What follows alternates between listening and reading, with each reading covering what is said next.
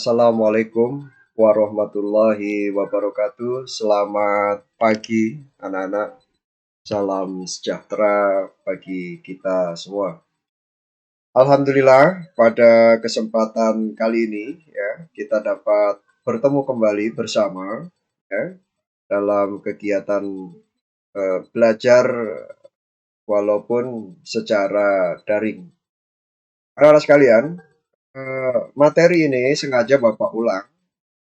Minggu kemarin sudah penawaran, tapi kali ini Bapak akan ulang karena video yang kemarin itu setelah Bapak koreksi banyak sekali kekurangan dan Bapak ragu, khawatir akan materi yang tidak tersampaikan. Oleh karena itu, tujuan kita belajar kali ini agar kalian mengerti gitu loh. Tujuannya satu, kalian bisa mengerti apa sih yang dimaksud dengan penawaran. Nah, terus apa tujuan kegiatan penawaran? Nah, itu ya. Lalu harapannya nanti kalian bisa melakukan kegiatan penawaran. Itu ya, kegiatan tujuan belajar kita pada kesempatan ini. Baiklah, untuk itu marilah sama-sama kita berdoa. Semoga materi ini dapat kita terima dengan baik ya. Dan kondisi negara kita bisa normal seperti semula sehingga kita dapat belajar tatap muka kembali saja. Berdoa, kita mulai. Oke, berdoa selesai, kita masuk kepada materi. Nah, ini anak-anak materi kita tentang penawaran. Sebelum masuk ke materi penawaran, ada baiknya kita simak dulu video ilustrasi ini ya. Nah, kita simak, lalu nanti kita akan bahas bersama-sama. Nah, ini kalau kalian perhatikan, ada bapak-bapak yang ingin mencari buah-buah. Ingin membeli maksudnya ya. Nah, ini dia mau meriksa beberapa buah yang diinginkan, dia sudah membeli. Tapi ada beberapa nanti sikap yang tidak terpuji, yang tidak perlu kalian ikut. Nah, seperti ini contohnya. Nah, ini memainkan barang dagangan. Ini sangat tidak baik. Mari sini Pak. Mari. Ini kegiatan tawar. Selamat pagi, saya baik. Dan Anda? Baik-baik saja. Mau membeli apa hari ini? Saya mau membeli buah-buahan. Bagaimana avokat hijau ini? Bagus. Avokat ini besar dan segar. Berapa harganya? Harganya Rp10.000. Wah, terlalu mahal. Rp5.000 saja. Tidak. Avokat ini enak sekali. 7.500. Baiklah, saya mau beli 2 buah avokat. Oke, cukup. Nah, jadi kalau kita perhatikan tadi kan ya, yang menentukan harga adalah penjual yang ini ya. Penjual ini menentukan harga avokat itu satu bijinya adalah 7.500. Bahkan dia meyakinkan tentang kualitas barang dagangannya. Itu avokat itu sangat manis dan akhirnya pembeli pun sepakat dan ingin membeli barang dagangan. Oke, baik kita langsung masuk ke materi. Nah, kalau kita lihat di sini, penawaran yang dimaksud dengan penawaran adalah kesediaan penjual untuk menjual barang dagangan. Ya, kesediaan, kemauan, gitu ya, atau keinginan penjual untuk menjual barang dagangannya itu pada tingkat harga dan dalam waktu tertentu. Gitu. Jadi yang menentukan harga ya penjualnya, gitu ya. Nah, cuma di situ pembeli punya hak untuk menawar, gitu ya, menawar barang tersebut, ya, sesuai dengan penilaian yang dilakukan oleh pembeli, gitu, berdasarkan kualitas barang dagangan tentunya. Maka di situ seorang penjual harus mempunyai kemampuan untuk meyakinkan pembeli tentang kualitas barang dagangannya itu. Kita anak-anak ya. Nah, lalu eh, apakah harga itu akan sama terus? Tidak. Harga ini akan berubah-ubah gitu ya. Pada waktu tertentu dia akan berubah. Makanya di sini penawaran adalah gitu kan. Dia kemauan seseorang atau penjual untuk menjual barang dagangannya pada tingkat harga dalam waktu tertentu. Begitu. Ya. Besok atau minggu depan harga itu bisa berubah, bisa naik atau bisa turun. Nah, banyak faktor yang menyebabkan itu. Nanti kita akan bahas lebih dalam. Definisi penawaran. Jadi definisinya, yang dimaksud penawaran hanyalah mencerminkan hubungan antara jumlah barang yang ditawarkan dengan tingkat harganya. Gitu. Nah, tadi kita sudah berbicara tentang penawaran menyebabkan harga. Nah, ada beberapa faktor yang mempengaruhi dalam menentukan penawaran, gitu loh. Antara lain biaya produksi. Nanti kita akan bahas biaya produksi, teknologi, harapan untuk mendapatkan laba. Karena semua orang ingin mendapatkan laba, bukan hanya penjual yang ingin mendapatkan laba. Pembeli pun sama, pembeli tentunya dia menginginkan harga yang murah, kualitas barang yang baik. Nah, sementara penjual akan menjual barang, gitu kan, dengan harga setinggi-tingginya, gitu. Maka di sini patokannya adalah laba atau keuntungan. Berikutnya adalah faktor-faktor non-ekonomi. Baik, kita akan bahas satu persatu. Nah, biaya produksi. Untuk menghasilkan suatu barang, diperlukan biaya produksi. Nah, itu pasti ya, anak-anak ya. Itu kita sudah berbicara tentang kegiatan ekonomi pada waktu tatap muka.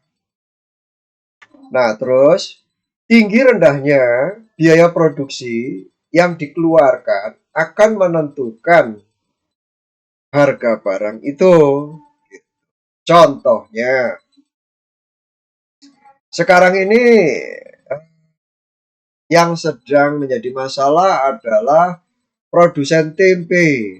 Kenapa kok Bapak ambil itu? Karena harga kedelai kemarin itu Bapak lihat di TV itu sedang mengalami kenaikan, gitu ya. Nah, sehingga kemarin di beberapa daerah, termasuk daerah Bapak itu banyak ibu-ibu yang membeli tempe dan tahu, katanya harganya mulai naik, sementara kualitas barangnya semakin menurun. Artinya tempe yang tadinya besar sekarang menjadi lebih kecil dengan harga yang sama. Nah, ini karena hubungannya dengan biaya produksi. Jika harga kedelainya naik, nah sementara kedelai itu adalah bahan baku untuk membuat tempe, maka seorang produsen kalau menjual dengan harga yang sama, dengan besar tempe yang sama, ya dia akan mengalami kerugian atau keuntungannya akan berkurang. Bagaimana supaya keuntungannya tetap stabil? Ya otomatis apabila bahan bakunya naik harganya, maka kualitas hasil produksinya yang dikurangi, gitu loh. Mutu tempenya mungkin sama-sama enak gitu ya, sama-sama bagus. Hanya ukuran tempenya yang menjadi berubah gitu. Sehingga seorang produsen tempe akan mendapatkan keuntungan yang stabil atau sama dengan biaya produksi yang sama. Nah, lagi pula nanti kalau bagaimana jika harga kedelai naik lagi? Nah, pada saat itu seorang produsen tempe pasti akan mengurangi gitu loh, jumlah barang yang ditawarkan gitu. Jadi dia akan sedikit menjual tempe dan harganya pun naik gitu. Karena apa? Permintaan banyak gitu kan. Sementara barang yang dijual sedikit, harga pasti akan menjadi naik. Oke ya, Nana ya. Nah, Bila biaya produksi tinggi, maka seorang produsen akan mengurangi jumlah produksinya. Akibatnya, penawarannya menjadi berkurang. Kan begitu. Tadi sudah Bapak jelaskan ya. Tapi sebaliknya, jika biaya produksinya turun, nah, maka akan semakin banyak barang yang dihasilkan dan penawarannya juga akan semakin bertambah. Jelas ya? Berikutnya, teknologi. Teknologi ini sangat berpengaruh juga gitu loh untuk menghasilkan jumlah dan kualitas barang produksi. Nah, ada tempe yang dibuat secara tradisional. Itu misalnya tempe dibeli. Biasanya tradisional itu juga nggak banyak ya. Biasanya olahan rumahan, produksi rumahan. Dia beli berapa kilo gitu ya bahan bakunya kedelai, lalu dia masak, dia rebus, dia olah secara tradisional gitu. Gitu ya, sehingga teknologinya pun tidak canggih. Hasil produksinya tentunya tidak banyak gitu. Kualitas barang bisa jadi lebih baik dari yang menggunakan teknologi maju gitu ya. Bisa jadi lebih buruk dibandingkan dengan kualitas yang lebih maju. Nah, ini tergantung teknologi yang digunakan oleh produsen itu sendiri. Tapi dari segi jumlah, ya pasti yang teknologi tinggi itu akan menghasilkan jumlah yang lebih banyak dan lebih cepat karena dia sudah menggunakan mesin dibandingkan dengan yang masih manual menggunakan tenaga manusia. Nah, itu. Lalu semakin tinggi teknologi yang digunakan dalam memproduksi barang, maka kualitas dan jumlah barang yang dihasilkan akan bertambah. Ya, iya, pasti ya. Tadi Bapak sudah sampaikan, dengan mesin, ya pasti hasilnya akan lebih cepat, banyak, gitu ya. Gitu. Sehingga itu bisa menaikkan jumlah penawaran. Karena jumlah barang yang dihasilkan tambah banyak. Nah, itu anak. Berikutnya, harapan untuk mendapatkan laba. Nah, dengan harapan memperoleh keuntungan atau laba yang banyak, kan? Ini prinsip ekonomi ya, kemarin kita sudah berbicara. Maka produsen berlomba-lomba untuk meningkatkan produksinya serta memperluas dan mengembangkan usahanya guna memperoleh keuntungan yang maksimal. Ini sesuai dengan prinsip ekonomi tentunya. Nah, itu. Berikutnya adalah faktor-faktor non-ekonomi. Nah, ini bisa mempengaruhi juga anak-anak. Contohnya bencana alam. Nah, sekarang kalau kita perhatikan beberapa hari kemarin itu dari bulan November Desember itu terjadi hujan ya, musim hujan di Indonesia di beberapa daerah. Otomatis, nah banyak daerah-daerah perkebunan kedelai yang rusak akibat terendam oleh air hujan. Nah, ada juga yang longsor dan sebagainya. Sehingga akibatnya produk hasil pertanian petani gitu ya, hasil pertaniannya terhadap kedelai menjadi berkurang. Nah, gitu ya, panennya berkurang. Nah, akibat panen berkurang, otomatis jumlah kedelai Indonesia menjadi berkurang. Dampaknya, dampaknya jelas untuk pengrajin tempe. Nah, akan kekurangan bahan baku. Nah, itu. Sehingga biasanya kedelai akan mahal. Nah, kalau sudah bahan bakunya kurang, otomatis harganya mahal. Ya, tadi dampaknya harga tempe jadi naik kan gitu. Berikutnya juga hubungannya dengan kebijakan pemerintah dan larangan impor. Bisa saja pemerintah karena sesuatu hal melarang impor kedelai dari Amerika. Nah, karena sedang COVID, Amerika banyak yang terpapar corona sehingga dikhawatirkan barang-barang dari sana akan masuk Indonesia nanti akan menular, maka dikurangi atau bahkan tidak menerima impor dari Amerika kedelai. Nah, ini kan otomatis gitu ya. Pengrajin tempe yang bahan bakunya kedelai yang mengharapkan kedelai itu impor dari luar negeri tapi ternyata tidak ada. Nah, ini kan akan berdampak kepada hasil produksi. Nah, jadi tempe bisa naik mahal, tahu juga mahal karena tahu, tempe, kecap itu bahan bakunya adalah kedelai. Itu anak-anak ya. Nah, ini adalah beberapa faktor yang mempengaruhi dan menentukan penawaran. Oke. Berikutnya, bagaimana hubungan antara harga dengan jumlah barang yang ditawarkan? Hubungan antara harga dengan penawaran dapat kita lihat dari bunyi hukum penawaran. Nah, ini ya. Jika harga barang yang ditawarkan naik, ya, maka jumlah barang yang ditawarkan pun akan bertambah. Jadi kalau harga barang itu naik, itu seorang penjual akan lebih banyak atau produsen itu akan lebih banyak mengeluarkan barang. Harapannya ya keuntungan pastinya gitu loh. Kalau harga turun, ya dia akan tahan gitu. Itu ya. Jelas anak-anak ya. Nah, itu. Jadi gimana? Nah, jadi antara harga dengan penawaran terdapat satu hubungan yang lurus di mana harga itu berbanding lurus dengan penawaran. Kan anak ya. Nah, oke. Kita lihat sekarang di sini ada tabel penjualan telur ya, di satu tempat tertentu. Nah, ini di sini Bapak salah ketik, ini 4.000, harusnya 4.500 ya. Nah, di sini dijual 100. Pada saat harganya naik jadi 5.500, nah ternyata yang dijual juga bertambah kan? 125. Pada saat harganya naik lagi, yang dijual juga tambah naik. Nah, ini perbandingan lurus namanya anak-anak.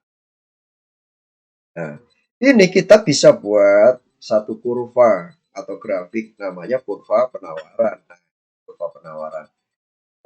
Berbeda dengan kurva permintaan. Kalau kurva permintaan dia begitu. Ya, arahnya ke sana. Kalau ini arahnya ke sana. Ya. Nah, ini kalau kita lihat harga 4.500, di sini harganya 100. Ya, yang dikeluarkan 100. Pada saat 5.500 yang dia keluarkan atau dia jual adalah 125 dan seterusnya. Jadi semakin lama semakin ke sana, semakin besar. Nah, gitu ya. Kalau pengertian kurva penawaran, grafik yang menggambarkan sifat hubungan antara harga suatu barang dengan jumlah barang yang ditawarkan pada waktu tertentu di tempat tertentu. Nah, ini seperti ini. Gitu ya. Oh, di tempat tertentu ya jelas. Gitu ya. Harga ikan yang di daerah pantai, pesisir pantai dengan yang di daerah pegunungan akan berbeda. Gitu kan? Kalau di pegunungan biasanya lebih murah sayuran. Tapi kalau yang di pantai lebih murah ikan. Gitu anak-anak. Nah, selesai materi kita kali ini ya.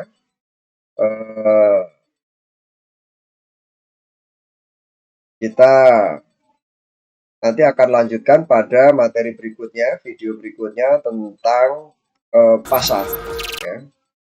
Nah, itu anak-anak, Bapak kurang lebihnya mohon maaf ya. Mudah-mudahan materi yang Bapak sampaikan melalui video ini durasinya tidak terlalu panjang, tapi jelas ya. Sehingga kalian bisa menerima materi ini dengan sesuai dengan yang Bapak harapkan. Gitu ya. Oke. Bapak rasa cukup. Jika ada pertanyaan, silahkan nanti kalian tulis di kolom komentar di Classroom. Nanti Bapak akan jawab satu persatu. Nah, itu saja dari Bapak. Kurang lebihnya mohon maaf. Wassalamualaikum warahmatullahi wabarakatuh.